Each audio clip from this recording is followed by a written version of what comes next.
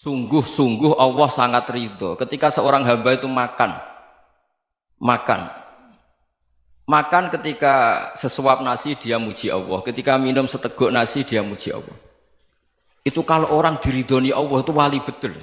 Itu untuk jadi wali itu gampang, kamu makan ridho, kamu ninjak buminya Allah ridho seneng, kamu hidup keseharian aman seneng. Nah ini supaya sampean kita semua ngaji betapa panduan Rasulullah untuk menggapai ridho Allah itu banyak yang keseharian sekali. Saking kesehariannya banyak dalam hadis dan itu sahih. Nabi menyebut hal-hal yang keseharian. Hatta ma tas'alu fi imra'atika, kamu punya uang kemudian istri kamu bisa makan itu ibadah. Bahkan sebagian ibadah itu dicontohkan Nabi yang akhirnya diprotes sahabat. Yaitu wa fi buti ahadikum sedekah, kamu menggauli istri kamu itu ya sedekah. Sampai sahabat bilang yang benar ya Rasulullah. Ayati ahaduna syahwatahu wa huwa lahu ajrun. Masa urusan biologis, urusan syahwat kemudian dia dapat pahala. Nabi menjawab, alai salawadu aha fi haramin akana alaihi wisrun. Bagaimana kalau dia meletakkan ke yang tidak benar itu kan dosa.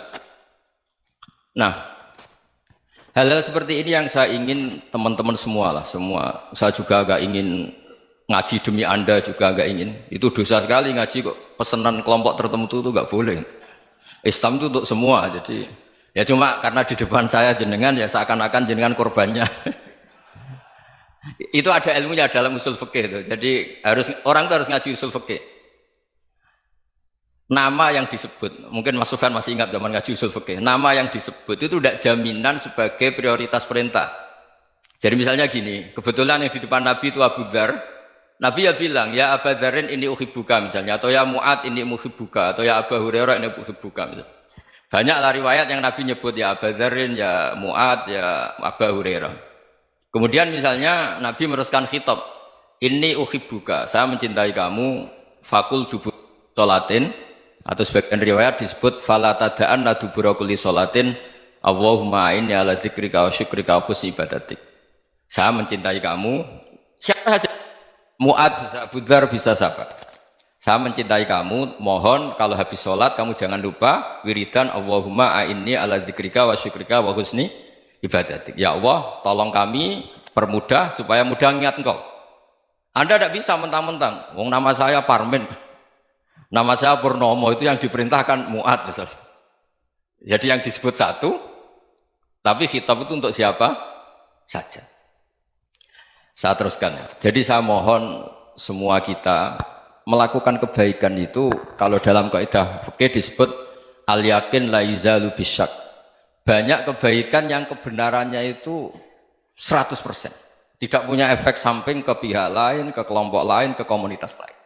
Itu tadi misalnya Anda makan, dan itu murah sekali, hanya butuh satu piring. Setiap punyaan kamu muji Allah, setiap minum kamu muji Allah. Itu redaksinya Rasulullah SAW disebut, Allah sangat ridho ketika seorang hamba makan, kemudian dia memuji Allah. Atau minum, kemudian dia muji Allah. Logikanya gampang, negara seperti ini yang kamu harapkan bentuknya kayak apa, mertua, ipar, komunitas, tetangga, itu nyata terjadi itu kan belum pasti. Sementara yang mesti terjadi adalah kamu butuh makan, kalau tidak mati. Butuh minum, kalau tidak mati. Butuh bumi yang nyaman ditempati, kalau tidak kita juga mati. Sebab itu Allah kalau menyebut nikmatnya itu hal-hal yang keseharian. Alladzi at'amahum min ju'. Allah itu siapa? Allah itu yang menciptakan kamu bisa makan. Tidak berlebihan, Allah itu yang menciptakan kondisi sosial itu ideal. Zaman Nabi itu ya ada orang munafik.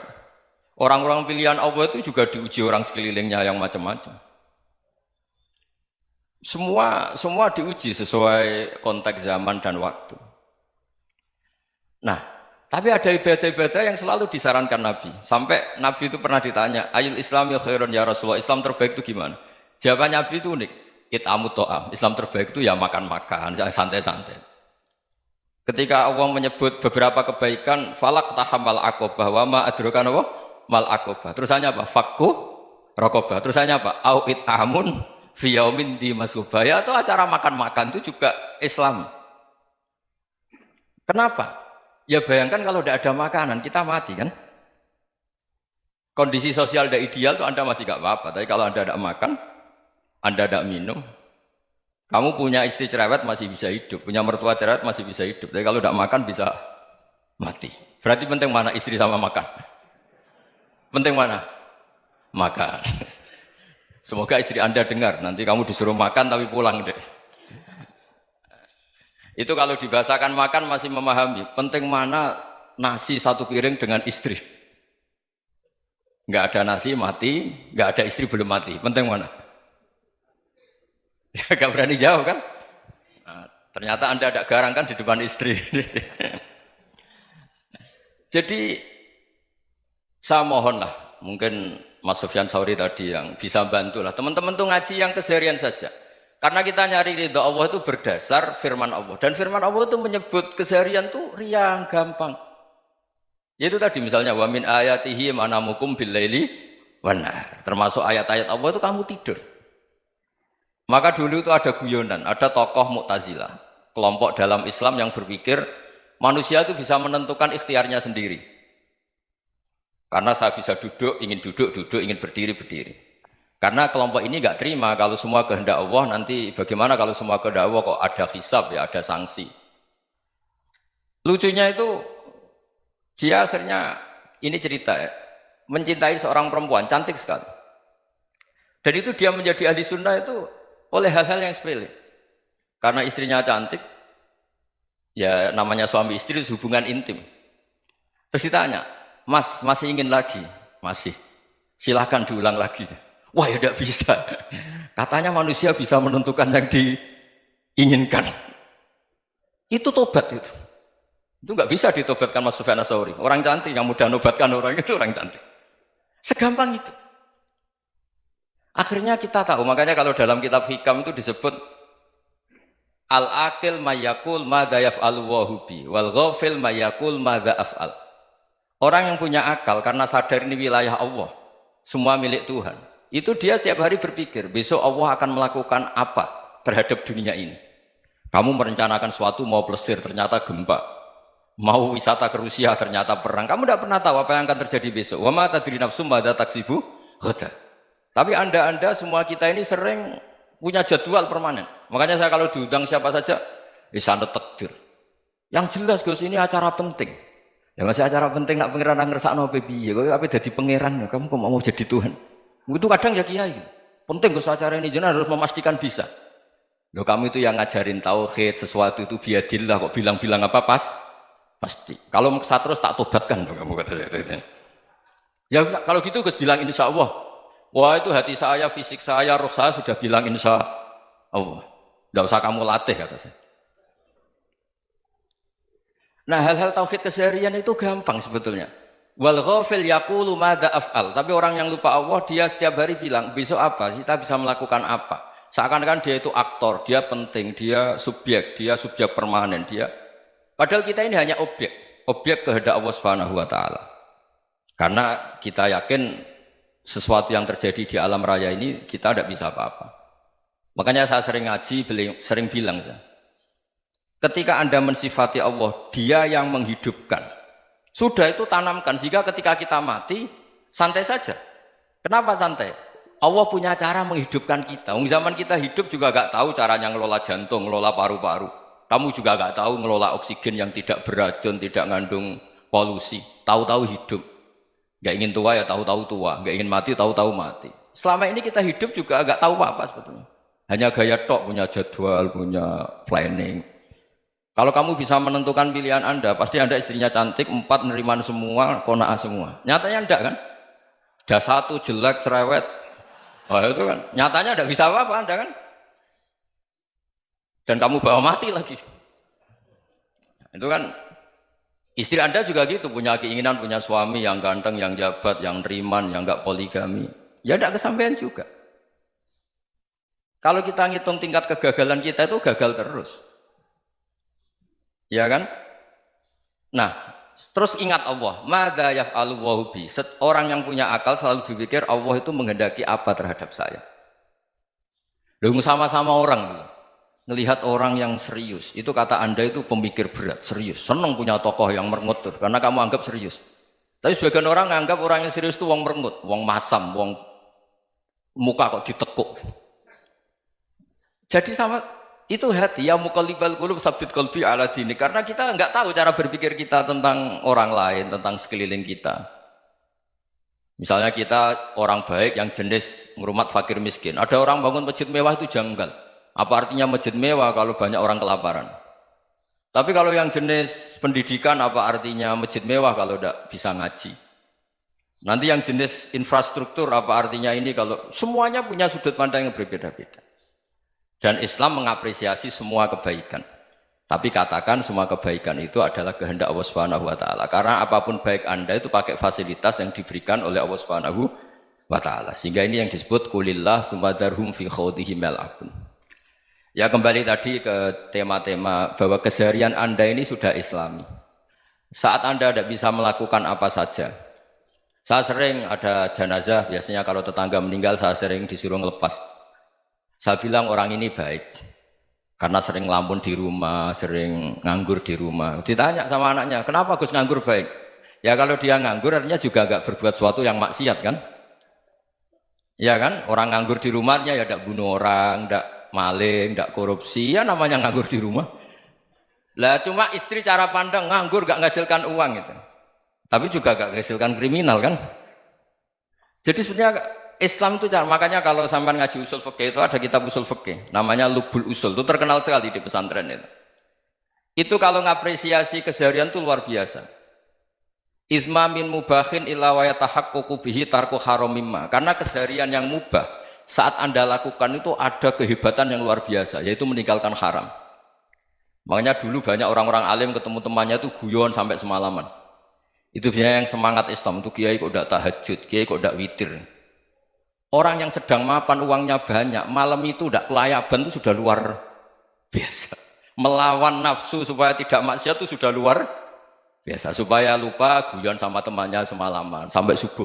Gojlok-gojlokan ngenang zaman miskin, zaman kuliah nggak jelas, zaman apa.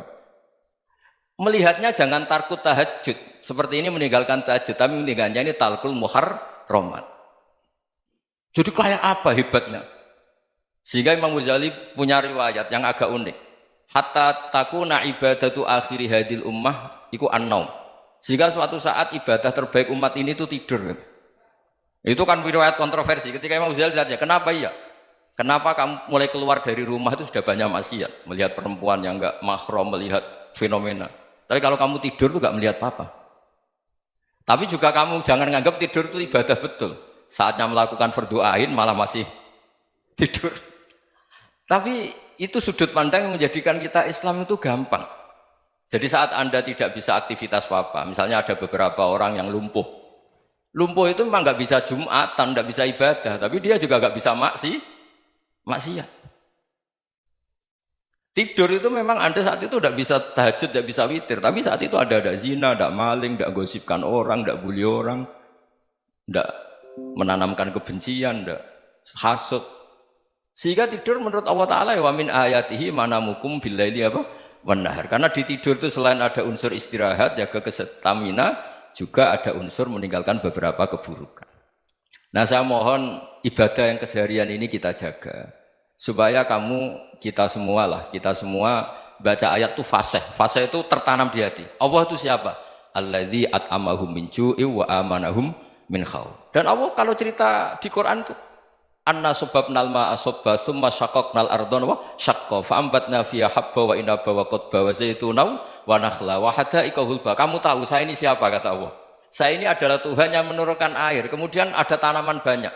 Habba wa inaba wa qadba, ada zaitun, ada tin, kalau orang Jawa mungkin ada tela, ada padi, ada mangga, ada pisang. Sudah. Wa inaba wa zaituna wa nakhla wa hadaika hulba. Ada perkebunan yang lebat. Tujuannya apa? Mata Allahkum, silahkan kamu pakai, kamu nikmati.